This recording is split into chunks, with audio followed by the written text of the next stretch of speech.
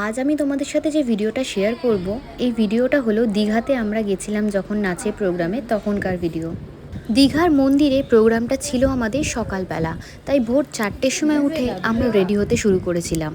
4টের সময় উঠতে হবে শুনে সারা রাত কারোর ভালো করে ঘুমও হয়নি সেদিন, তাই ঢুলুঢুলু চোখ নিয়েও সবাই সাজতে লেগে গেলাম আমরা।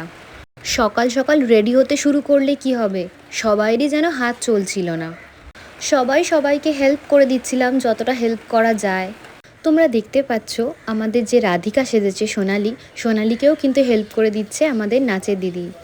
সকাল সকাল আমরা এতটাই লেজি হয়ে গেছি যে বাধ্য হয়ে আমাদের নাচের যে আন্টি তাকেই হেল্প করতে হলো আমাদেরকে। তোমরা যারা নাচ করো তারাই বুঝবে, আমরা একটা রুমের মধ্যে 7 থেকে 8 জন ছিলাম মেয়েরা। তো আমরা সবাই মিলে যখন রেডি হয়েছিলাম, রেডি হওয়ার পর বিছানাটার অবস্থাটা শুধু দেখো। এই বিছানাটা তো আর এখন গোছানো সম্ভব নয়, এই বিছানাটাই আমাদের গোছাতে হবে প্রোগ্রাম করে ফিরে। আর প্রোগ্রাম করে এসে এই যে অগোছালো বিছানাটা দেখে না, সত্যিই বলছি ভীষণ কান্না পেয়ে যায়। আমরা তো এখানে রেডি হতে ব্যস্ত ছিলাম, আর রিকু কিন্তু রিকুর কাজ করছিল, সবার ভিডিও ক্লিপ নিচ্ছিল।